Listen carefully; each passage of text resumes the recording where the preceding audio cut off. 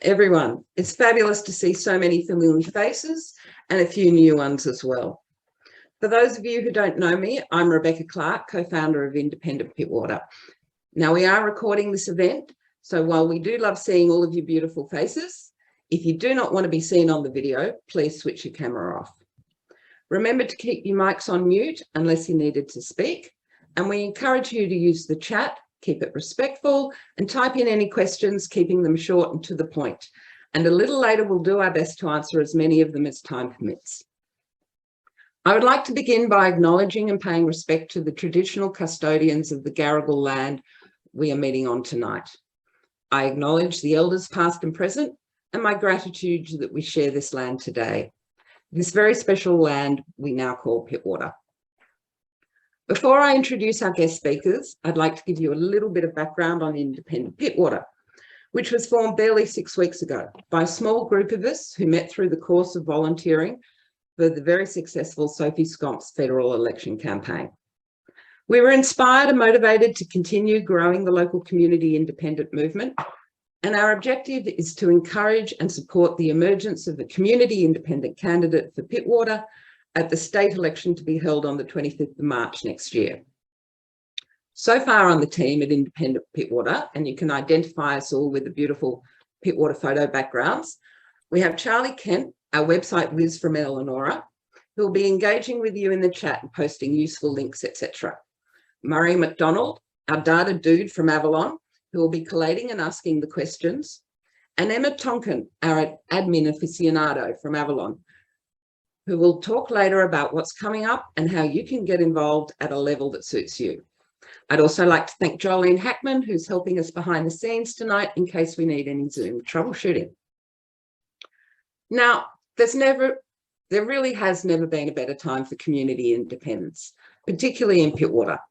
And I'm excited. Excited because the state election, we not only have the opportunity, but the very real possibility of electing a community independent MP for Pittwater. Someone from our community who could be a genuine representative voice for us in Macquarie Street. A fun fact I'd like to share: at the federal election, Sophie Scomps won 14 out of the 18 booths in Pittwater on first preference votes. That really is a truly remarkable achievement. So we know that in our community, there is a significant number of people who are prepared to vote independent. We have no doubt that with the right candidate, a well-run campaign supported by passionate volunteers and generous donors, it's very possible that we too could win. And if we do win and succeed in Pittwater, that would mean that we have an independent-led council, an independent state MP, and an independent federal MP. Now, I'm no Anthony Green, but I suspect that this would be a first for Australia. And it would be the same for our friends in Wakehurst and Manly, where similar groups have also formed. Imagine a fully independent Northern Beaches. That would send a really powerful message that our broader community is tired of politics as usual and wants to embrace a different style of more consultative, collaborative politics, focused on achieving the best outcomes for local communities rather than adversarial political point scoring. Finally, 3 years ago, Cathy McGowan, godmother to the community independent movement, inspired the group of us who formed Voices of Mackellar with her wonderful words. And one of her sayings is, "Every action starts with a conversation." Since then, I've had the privilege of listening to and participating in conversations with many hundreds of people in our broader community. Firstly, through kitchen table conversations with Voices of Mackellar, then with Mackellar Rising, and throughout Sophie's campaign. And I'm now looking forward to having hundreds more meaningful conversations with the people in Pittwater.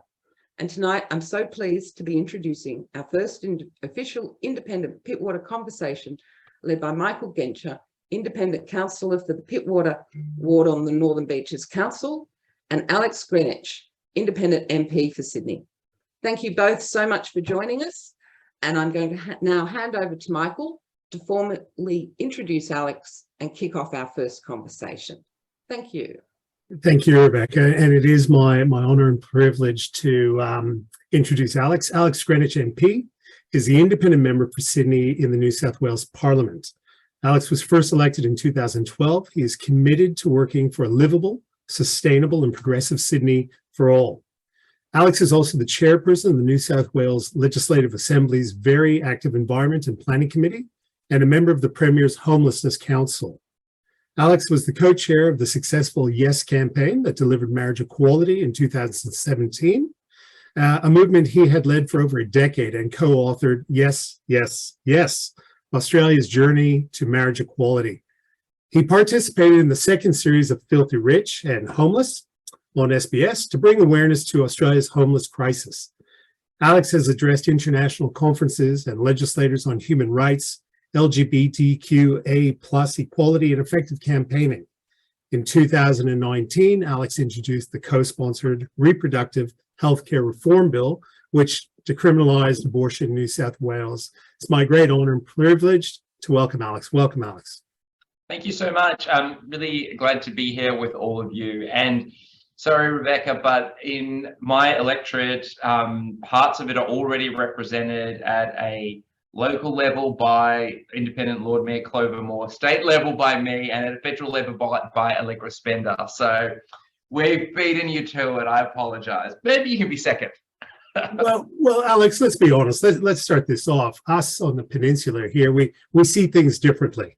So we're just going to pretend we didn't hear that. And we're going to proceed with what we're thinking. Cool. Make history. Make history. Thanks, Alex. So I guess the first opportunity is we're here tonight to talk about the value of independence in state parliament. And I'm going to ask Alex a few questions, but I always wonder about the community and how engaged they are politically. And for some of us, we're very engaged, but for most of the community, I think we've got to take a number of steps back. Obviously, those who are engaged can be quite aspirational, but I think we've got to look at, sort of and I'm hoping you can shed some light for the audience tonight. We've got to look at more than just the different model of the two-party system, and I guess to this point, much of the conversation is around true community representation and not representing, party lines or agendas or vested interest and influence. So I think, being aspirational, it is about true representative of the community. I thought great opportunity to hear from somebody who is doing it and give us sort of a life in the day of an independent state MP, if that's okay. Yeah, awesome, and thank you all for having me and for your real interest and passion within state politics, and having strong representation here on Macquarie Street. A lot of focus is always on the federal government, and I know a lot of people interact with the local council up your way as well. But so much of your life and so many of the services that you interact with are really touched by what happens here in Macquarie Street. We're responsible for education, much of health, police, much of sort of the legal framework that we all operate in, public transport. So there's just planning. A lot of environmental protections and issues, energy supply. There's a lot that happens in Macquarie Street, and having an increased number of people who are dedicated to represent the community that they are elected by, not the political party that they were pre-selected from, is really going to help really encourage, I think, in my view, better policy making. An average day in an MP's job, it depends. So if Parliament isn't sitting, I will be within my electorate, which will involve either meeting with constituents one-on-one, meeting with key stakeholder groups. I would be obviously going out and doing outreach to different support services who I need to engage with. And in my electorate, homelessness is a big issue, so I work with a lot of the homelessness service providers. I would be making a lot of representations to members of government, on behalf of issues that have been raised with me. And I'll do that not only to the state government, but to the federal government and to the 2 local government areas that are in my electorate. I'll obviously be working and supporting my staff as best as I can. The MP's office is made up of, my office is basically made up of one person who manages me and my diary and runs the office and the administration, one person who deals with all the correspondence that comes into our office every day, which can be hundreds of emails, many phone calls and people walking in, and one person who deals with sort of a case management issue and can deal with a lot of, say, public housing issues. And then one person who's focused on parliamentary work and research. So you work with your team, you work with your community, you advocate to government, you can plan ahead and try to have a bit of a program of work, which I do. But then, something like the COVID pandemic can pop up and lockdowns can suddenly occur, and we can all be operating under public health orders, and your role ends up being, not only trying to explain what public health orders mean, but advocating for changes to them as well. And I know that your patch was really hard hit during the pandemic.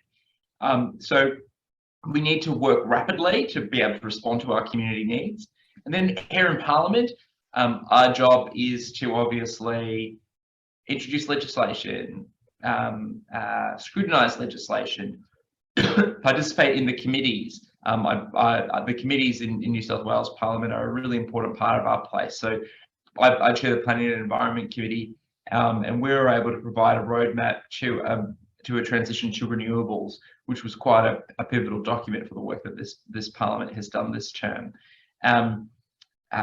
We deal with petitions, we deal with motions, we meet with ministers and advocate for legislative change all the time. We debate, we work and we negotiate a lot.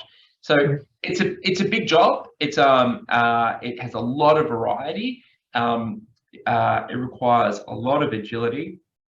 But what quite frankly frees up a lot of my time to focus on the work is I don't have to deal with internal party politics. I was just about to ask you, Alex. I was going to ask you, it sounds like a busy day for starters. Well done.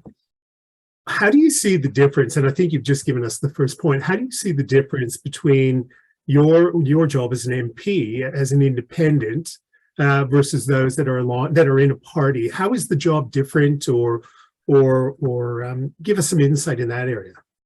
Well, I'll say a couple of things here. One, I got elected because the O'Farrell government introduced legislation which removed my predecessor, Clover Moore, on the basis that she was both the Lord Mayor of Sydney and the member for Sydney. Now, the fact that she could do both of those roles, excel at them to the point that she never lost an election and was always elected in both capacities, just shows you how much time internal party politics can fill up a person's schedule. Because Clover didn't have to deal with that, and she was able to do 2 jobs and do both of them spectacularly well. So say that, one, it does free things up. I'm able to, right on the floor of the Parliament, represent the views of my community in a completely unfettered way. And my community is really diverse. We have the only injecting centre in the country, and that's something I'm really proud of. So I'm able to advocate for things like, what my community's views on things like drug law reform really are. I'm able to push issues that the major parties won't touch, like legislation introduced to decriminalise abortion, and most recently voluntary assisted dying legislation, and a lot of LGBTI stuff. We're able to really challenge the major parties to basically encourage members to express the views that they genuinely feel themselves. I mean, all the bills I've done have passed with convincing majorities. But what I will say is it's also really important for us to work collaboratively with the government and the opposition. I'm one vote on the floor. Yeah, there are 2 other independents who usually vote with me. Yeah, the Greens, usually we vote in a similar way. But to get a majority vote, I need to work with both the government and the opposition. So it's important to always respect the role that they play, and to identify that there are really good people within both of the major parties who you can really partner with, and you get to partner and work with them without having to worry about what faction you are in their party, or that you are the opposition to them because they're in government. So in many ways, an independent is able to do quite a lot, to work with a large variety of people. But I guess, I did a similar one of these sessions with the North Sydney Independents, and I made the point that, if you're thinking of running, or if you're really wanting an independent representative, the critical focus has got to be who does that person represent? What values will that person represent? Not just who will they replace. Okay, thanks, Alex. That's some wonderful insight. So independent candidates, obviously with the federal election passed, that was probably the highest profile independents have received probably in history. There seems to be a misconception about independence at state level. This is not it's not new. There have been many that have come before, and how has that shaped the role, the job, the perceptions, and the ability to function effectively for the community? Yeah, I mean, I think that the federally independents have done so well, and they've really been able to show that the major parties in many instances have failed to represent the views of the community. Communities have stepped up and they've elected independents from within their community. But it's not something that is necessarily new at a federal or state level. It's just that it's really catching on at the moment as people realise how great it is to have an independent representative. You referenced Cathy McGowan was a bit of a trailblazer when it came to community-based independence, but so was Tony Windsor and Rob Oakeshott at a federal level, and at a state level, we've always had a really powerful and influential group of independents on our crossbench for decades, really. I look at the time when Clover, Ted Mack, and John Haddon held the balance of power, and they were able to do their charter of reform, which did things like 4-year terms, dealt with a lot of integrity measures, dealt with lots of transparency measures, was able to really hold the government to account really well. I look at, the colleagues I have here at the moment, my independent colleagues, people like Greg Piper, who is introducing and championing legislation this week to be able to allow the Port of Newcastle to not just be limited to coal exports, essentially. Something the major parties wouldn't touch because it's too difficult, but he's doing it and it's getting a lot of support, and that has great importance to the economy of Newcastle and the Central Coast, but also to the environment as well. I look at my colleague Joe McGurr, who's a doctor, and he was able to really bring his expertise to so much of our response to the COVID pandemic. So independents have a really great track record of not only representing their community in the parliament, but achieving reforms that the major parties have needed an independent to champion. And a majority of them have eventually got on board with. Right, thank you. Alex, as I'm listening to you, I'm also keeping one eye on the chat, and I'm starting to see many of the attendees are starting to voice concerns, opinions, and starting to get a nice idea of what this election means to them and what independent may represent to them.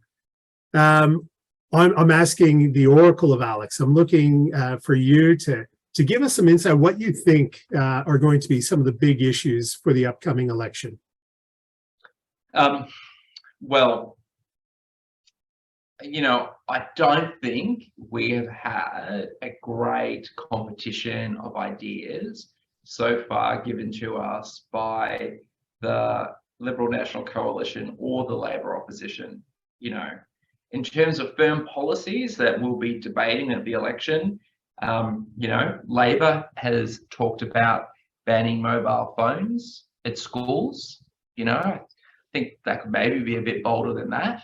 The coalition has talked about building the Warragamba Dam Wall to protect houses that haven't been built yet, at great risk to World Heritage listed Blue Mountains. You know, I know there is a current debate about property tax. This matter will be resolved by the time of the election. I've got no doubt that the changes to property tax and stamp duty will pass the Parliament. I'll be supporting them. I think they make sense. They're not controversial, they're not huge, but we'll see that be co-opted into a tax debate. I hope a really important issue, which is part of the election, will be really supporting the pay and conditions of a lot of our frontline health workers. Today I met with the Paramedics Association, and we know that the challenges they face. The HSU does a great deal of work supporting the health workers, and I know that they will have clear asks. We know you would all know if your parents or connected to your schools how tough teachers are going at the moment, and the extra funding, resources and needs, particularly when it comes to counselling in schools, that are important. So I hope we are going to have a debate about supporting all the frontline services. I hope we are going to have a debate about some of the big environmental challenges we face, particularly deforestation. You know, I know, my husband and I love going for bushwalks in Ku-ring-gai National Park, as I'm sure many of you do too.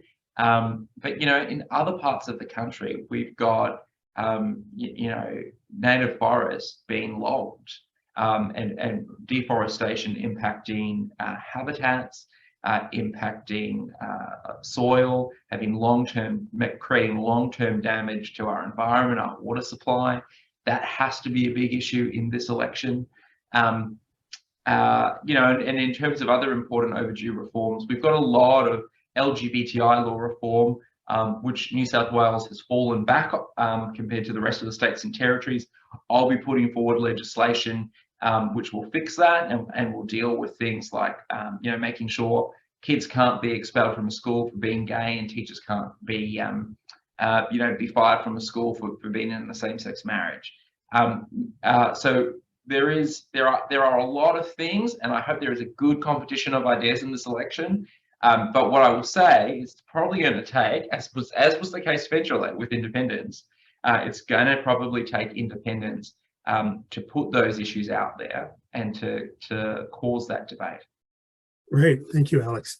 So before we start talking about particular or specific issues, we thought it'd be a great idea to hear from the audience. And at this point, Charlie, I believe, is going to put up a link whereby you can voice, our audience here, you can voice the issues that are of concern to you. Now, you can enter up to 5 issues. You can input 3 words at a time, and it creates a bit of a word cloud. And this will give us a wonderful opportunity to, if we're looking at independents representing the community, this is how rubber hits the road and we get direct communication from the community. So let's have a look and see what the community is thinking, and then we'll have a chat about the direct issues.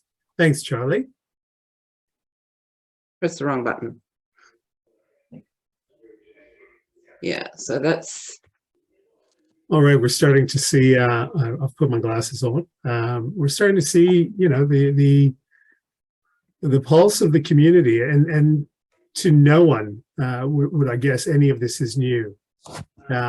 Take better care of nurses, better care of teachers. That's to the point of what Alex was talking about. It's not only fair wages, but certainly housing plays into that conversation. Inappropriate development certainly for Pittwater is of concern. Integrity in politics has popped up a number of times, as has climate change and the environment. Mona Vale Hospital, this is a conversation that is not going away. And maybe we'll take an independent to directly communicate on that. Gambling reform, homelessness, council amalgamations, absolutely on Pittwater is a concern. We'll give everyone just another few moments. But certainly there's a conversation, there's actions that need to come from these concerns. Thanks, Rebecca. Yeah. Okay, so I guess we've got a bit of a snapshot there. I hope it was up there long enough for people to take in what we've seen. At this point, I guess I'm going to hand over to Murray. Thank you, Alex. Don't go anywhere. We're still on the spot. We're going to hand it over to Murray for questions from the attendees, from the audience. Thanks a lot, Michael. Before I get into the questions that I've been gleaning from the chat, there's just one question that I would like to ask Alex, and it relates to the resources that he talked about earlier on, that the resources he had to assist him to do his job as an MP. Alex, could you comment on to what extent are the assistants, the staff, the volunteer people, to what extent are they funded by the government? And to what extent are you having to seek assistance through either crowdfunding or people just volunteering in your office or in the electorate office if you have one?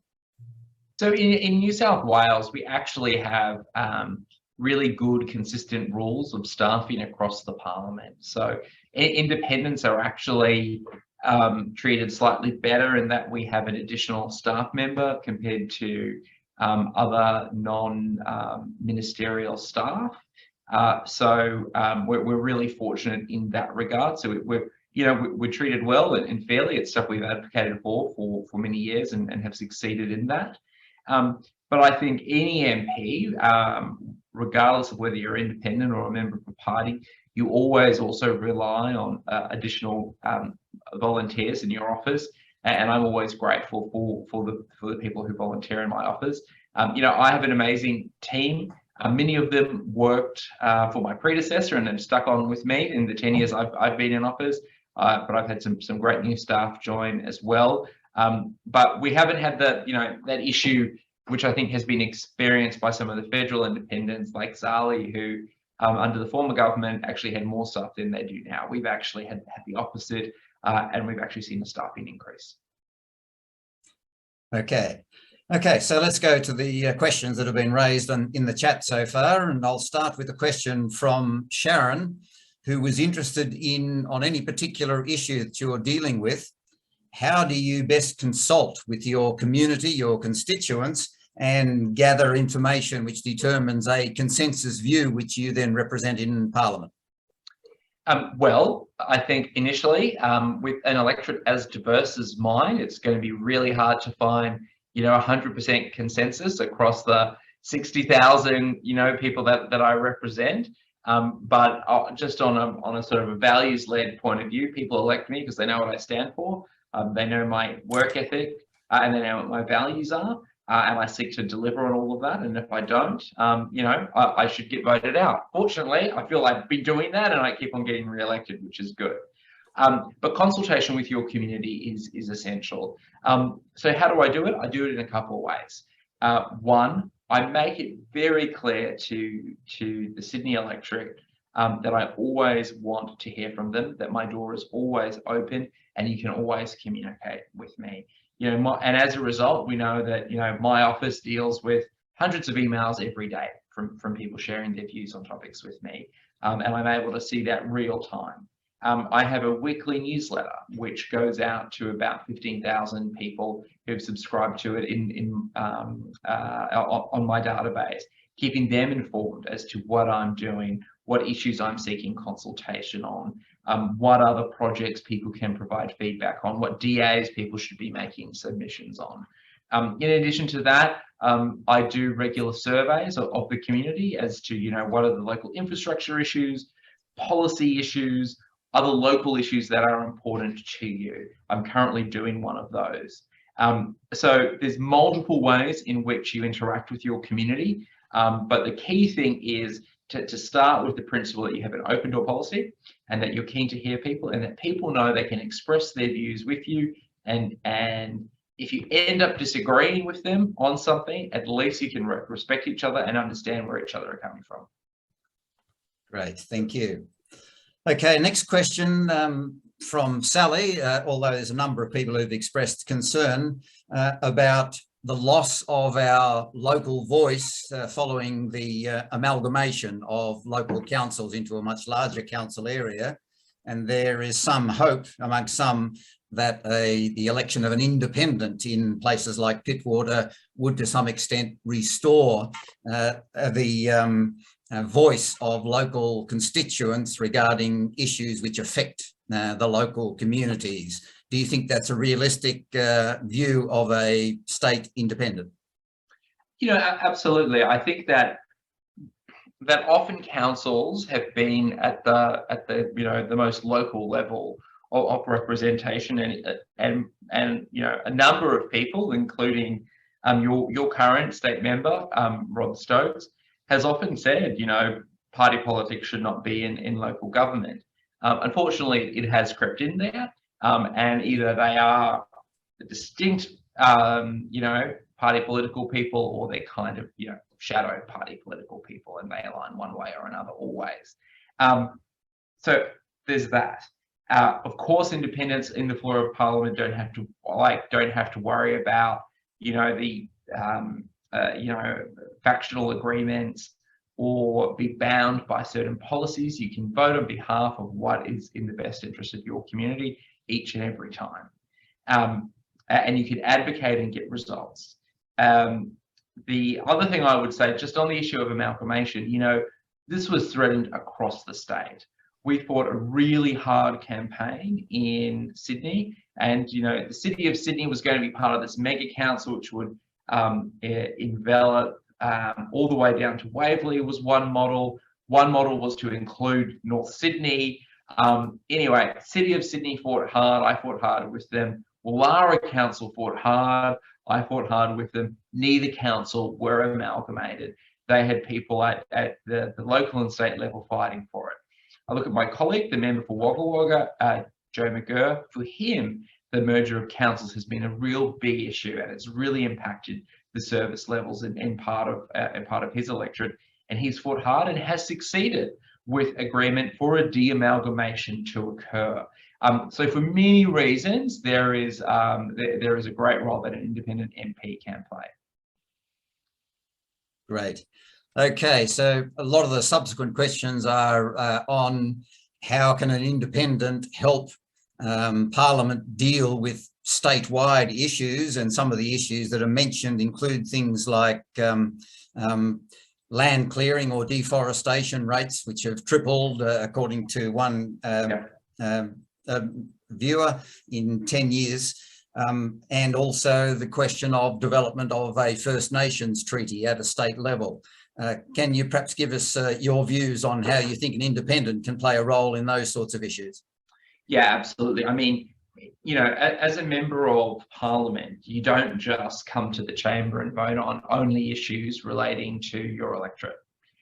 You also have an important role and really a mandate to deal with statewide issues. And I think those were a really great selection of statewide issues. So, you know, land clearing and deforestation, the impact that's having on the environment, on native habitat, on food security, on water supply, on local communities, and the urgent need to diversify and to transition away from forestry in some parts. That has to be a priority for the next Parliament, and we should not be afraid of talking about it. Because we are clearing and destroying prized parts of our state for short-term profit, for items that are, you know, sorry, for products which like are then shipped overseas and then we import them and at a greater expense. It's not a sustainable model for our environment or for the communities in which large-scale forestry occurs. So that has to be a total priority. And we know that at the federal level, it has been independents who have really, you know, pushed on those stronger legislated targets in the Albanese government's very welcome climate change legislation. In terms of a First Nations treaty, you know, of course, that is something that our state needs to focus on. I think a lot of the energy is going into the supporting the Uluru Statement of Uluru Statement from the Heart, and the constitutional recognition of a voice, and the start of the Makarrata process. But that I think is, as a person who asked that question would know and identify, it's not just something for the federal government to do, it's something for every state government to do. And we know that in Victoria, they've started that process, and New South Wales needs to start that process. And in terms of the treatment of our First Nations people, there's a lot of work that needs to be done from from how we deal with Indigenous Aboriginal youth in custody, which is appalling, how we support the regional Aboriginal communities, how we, I currently have a joint bill with the with Reverend Fred Nile, and I know if anyone knows my background and Fred's background, you'd be surprised we work together. But we have a Aboriginal Cultural Heritage Protection Bill, which would seek to create an Aboriginal Heritage Council, which would have the oversight of impacts on cultural heritage items, whether they could be burial sites, whether they could be important artifacts, whether they could be important communities, to have a say on developments in those parts. So when it comes to the general issue of Aboriginal affairs, a treaty with our First Nations people, there's a lot of work we need to be doing at a state level. Thanks, Alex. Before I continue, Michael, are there any particular questions that you would like to pitch in at this stage? Well, to be honest, back on amalgamation, I wanted to chirp in there. I think it's the community is starting to talk about loss of, or has been talking about loss of voice. And I think that's really important. If you look at from a councillor perspective, it certainly would help to have great support from state at that level. The councillors essentially are part-time in their role. In Pittwater, in Pittwater Ward, the council ward, we went from 9 to 3. There's any wonder why people feel that they've lost that direct communication. On amalgamation, I just think the election will be a time to ask that question. There will be an opportunity. And I think it's important for Pittwater to consider that opportunity, that we take an opportunity for a plebiscite referendum and ask if that's what people want. I think that's the best way to address it. We can all talk, but it's important to hear from the community as a whole on this very important issue, like most issues. And it would be great to have state support. Thanks, Marie. Great. Okay, a couple more questions from viewers. One from Cheryl asking, how do you, and I guess she means you, Alex, stand on campaigning for a Human Rights Act for New South Wales, like what has occurred in the ACT, Victoria and Queensland? I think on the sound of a Human Rights Act can be really appealing, and it can achieve a number of important things. It can also be used to privilege one type of discrimination over another discrimination. In New South Wales, we do have an anti-discrimination board.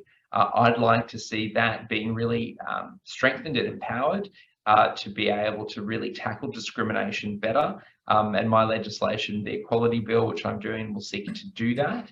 I think if we are going to have a Human Rights Act that creates a Human Rights Commission, it's going to be really technical legislation that it goes beyond just saying, let's have a Human Rights Act, because you need to focus on what the powers of that commission are, what the responsibilities are, and how that will interact with existing laws and existing structures. So, on the face of it, I support it, but we need more, because too often, things like, Human Rights Act or human rights provisions, in my experience, have been used as covers to allow for one group of people to discriminate against another group of people. But happy to explore any proposal. It is a complicated part of legislation, though. Okay. So moving on, a question from Tina, or more a comment, I guess, and I'd be interested in your views. Developers take councils to the Land and Environment Court when they don't get their way. Has you as an independent or the government ever been successful in winning a case against a developer? Yeah, I've seen the community be successful in taking on the government in the Land and Environment Court when it comes to the protection of the serious building in Millers Point and the Rock. So yeah, of course it happens. I think there's two things here, and I understand that, you know, my patch is a bit different to your patch, but you know, Sydney is used to lots of development. There are some really good developers, there are some really bad developers. We want it done well, and we want it to be informed by the community voice. And obviously, whether it's a Land and Environment Court, whether it's planning panels, whether it's participating in a DA process, there's various ways in which you as individuals and in which your elected representatives can interact. You know, my team and I make submissions to a whole bunch of some of the large scale DAs. I myself appeared for the community at different planning panels, and we've been able to get lots of wins along the way as well. So we've got mechanisms there to be able to influence development, and I always really encourage people to do so. Great. All right. One final question, which is, Alex, what would you say in the way of advice or assistance to anyone who is thinking of potentially being a independent community candidate for Pittwater?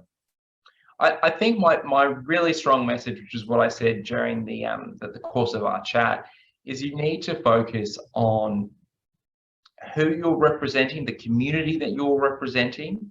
You need to focus on the issues and values you're going to represent and have that conversation with the community. Too often you hear about people wanting to replace someone or some party currently in office. That will get you so far. What my experience is people want a representative who they know is going to represent them, their values, and the issues that are important to them. I'm someone who really believes in the power of positive campaigning. So I would encourage people to run positive campaigns. There's so much negativity in politics that both the Liberal Party and the Labor Party will be spending millions of dollars on attack ads at each other. That creates a great space for some positive ideas and some energy from good independent candidates to come through. And I would just say, you know, you really need to organise, empower, listen to your community, listen to your supporters.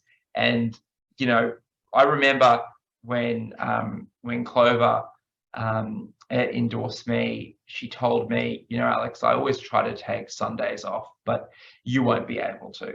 It is a hard slog. You have to work hard, particularly during the campaign. You've got to expect it's going to be a full-time job. You know, I know there are some long driveways in Pittwater, so you're going to get your steps in door knocking those houses and doing the community organising, which is critical. Okay. All right. Before we go back to the wind-up session, Michael, is there any further comments or questions that you would like to put? No, I just I would like to thank Alex. It's great to hear, very inspirational, and yeah, things look good for Pittwater. Thank you, Alex. Okay. All right then. At this stage, I think we'll hand over to Emma to tell us what next for the Independent Pittwater campaign. And you need to unmute yourself, Emma. Hello, beautiful Pittwater. So great to see your faces here tonight. This campaign is about what matters to you, and it's time to genuinely reflect you, Pittwater. So if you haven't already, please jump online to our webpage and complete the survey. Our next get-together this Saturday, the 15th of October in Newport. Please join us on Robinson Road at the Newport Springs celebration. The team will be there chatting about what matters to you and continuing with our candidate search from 9 to 1. The following Friday, the 21st of October, you can find us at the Park House Hotel in Mona Vale from 4:30 to 6:30. Drop in any time for a drink and a chat. Also, please don't forget to follow, share and comment on our content on Instagram, Facebook and Twitter. Thanks again, and now back to Rebecca. Well, folks, I have to head off, so I'll fill this gap by just saying thank you all so much for your time, your energy as well, and your engagement on local issues.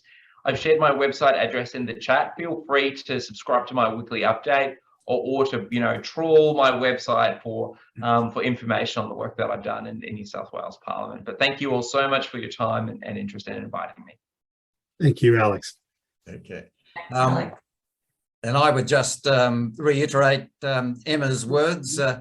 If you wish to make your views known on any of the issues which affect you locally or at a statewide level, please go online to our website, Independent Pittwater, and fill out the community survey online. We would love to hear your views about that. And if you wish to discuss them further, you can give us your contacts and we will be very happy to get back to you and chat.